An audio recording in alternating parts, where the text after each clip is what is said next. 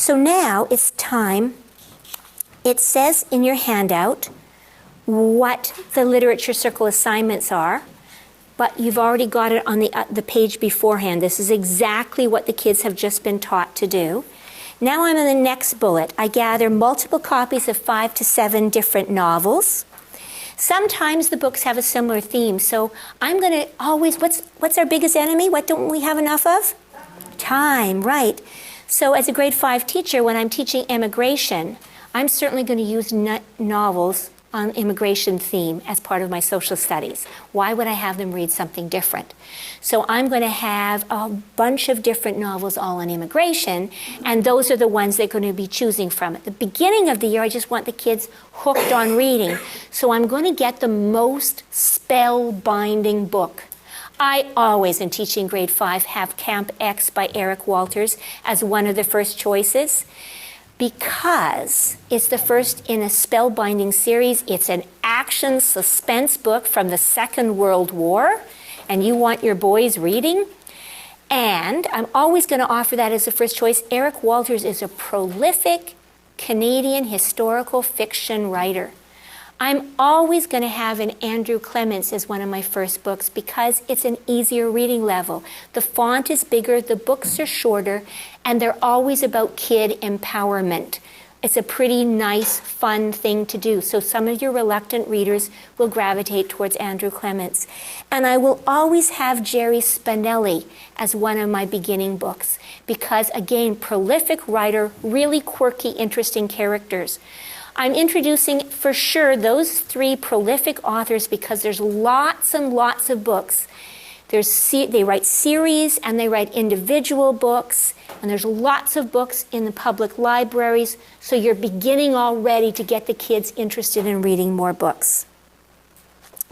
I have them, I didn't tell you this, I'm using some kind of resource for testing their reading at the beginning of the year. You'll use whatever your school has. Jerry Johns is familiar. I happen to really like the Alberta Diagnostic.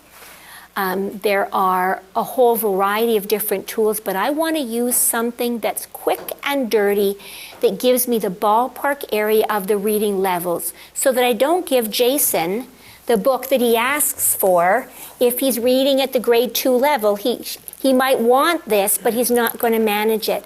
So before they actually begin literature circles, I have to know what kind of reading level that they are. And then I demonstrate the shoes.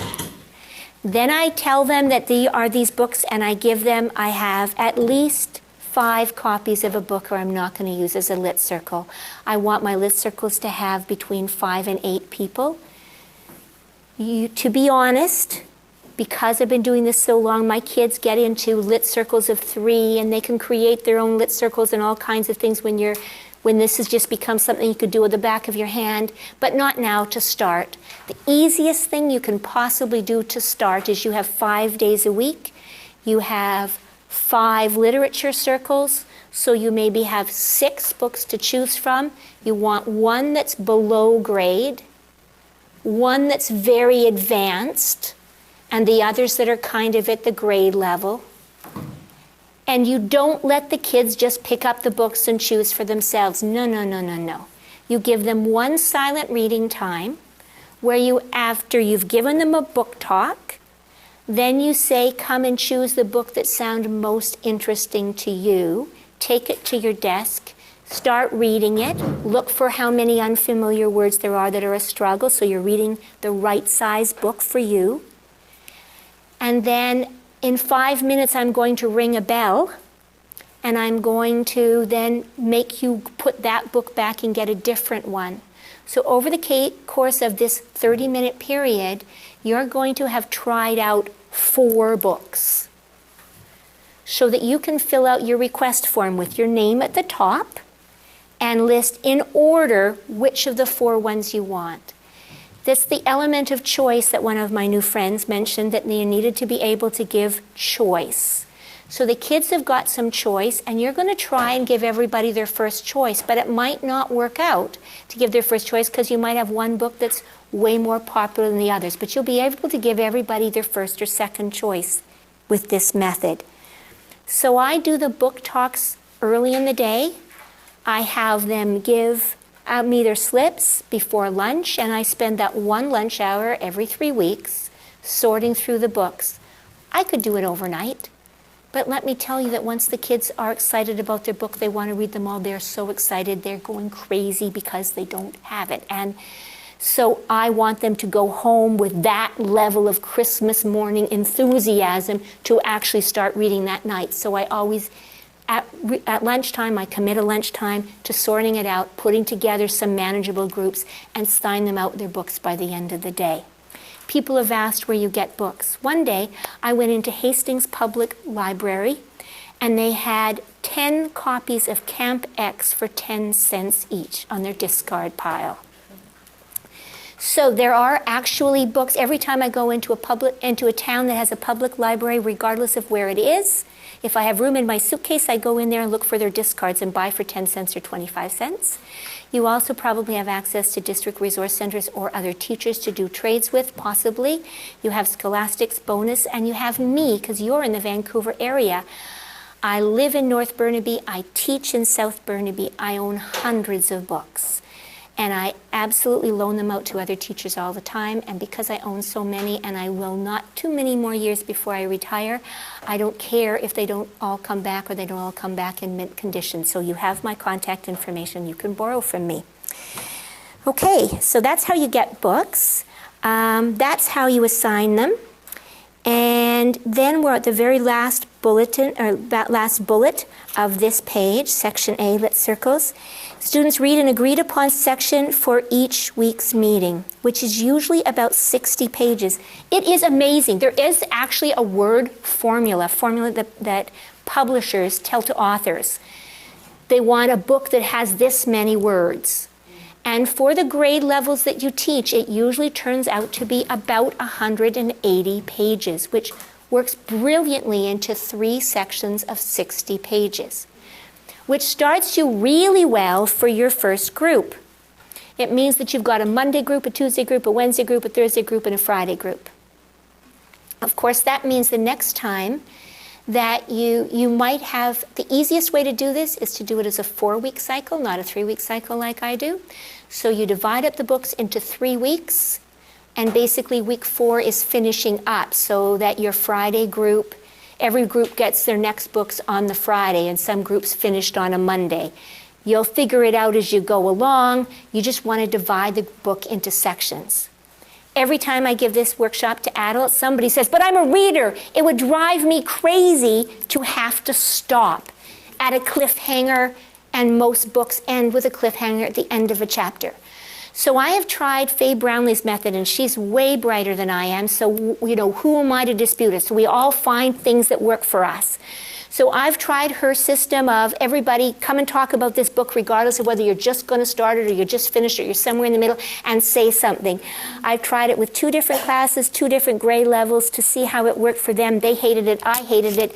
It works brilliantly for her, so you find what works for you.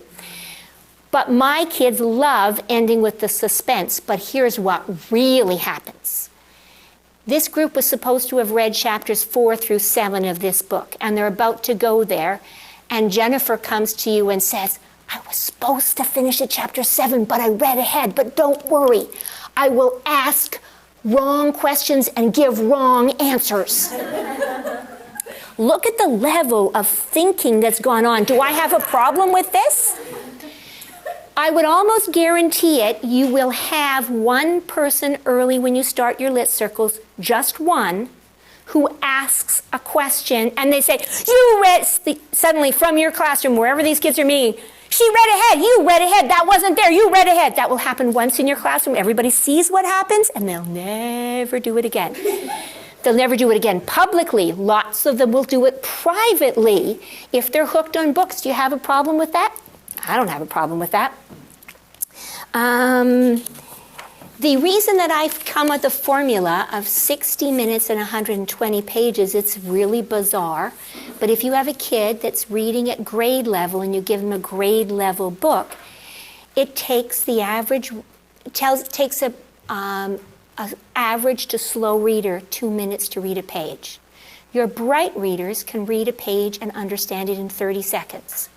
So the average reader is 1.5 to 2 minutes to read a page, and that's why I have this formula of 60 minutes, 120 minutes. 60 pages, 120 minutes. And it happens to work out really nicely in most books for 3 weeks. I give kids reading this size book 4 weeks. So they have to read like 100 or 150 pages a week, and they do. Okay. You've turned the page, and on your second bullet it says, I take advantage of the fact that my keen readers want to be in more than one group.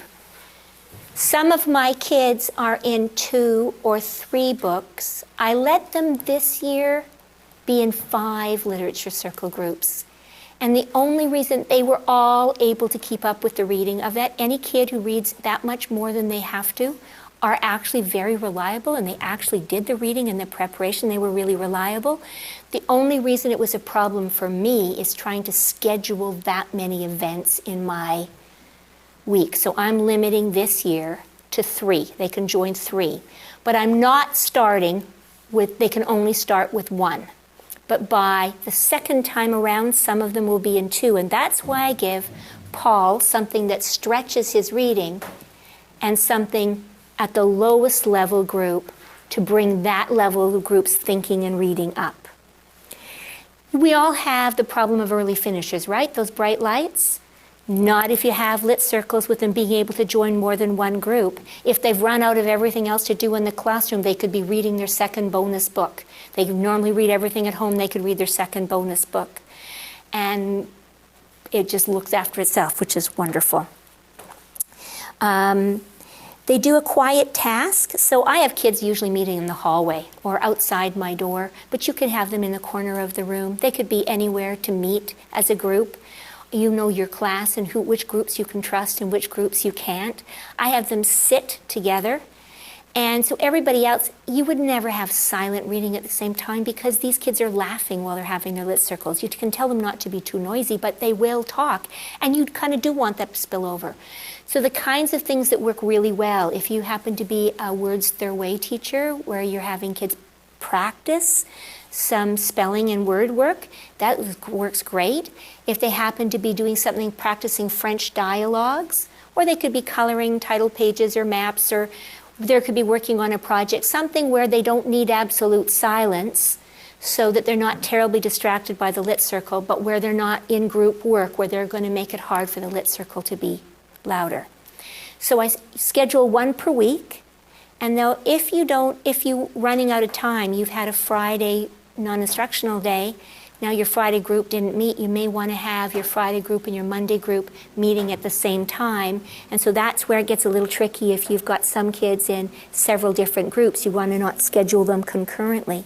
The reason I scatter it out and don't have all groups meeting at the same time is I want the ability to jump into a group sometimes. These groups are really self-managing, and you have to give away and trust that the kids are actually monitoring each other's thinking, and learning is happening even when you're not a part of it. It really does happen. So what happens is the group will be sitting, they'll be sitting in a group, and I need to jump in a couple of times. So now I'm monitoring the assessment.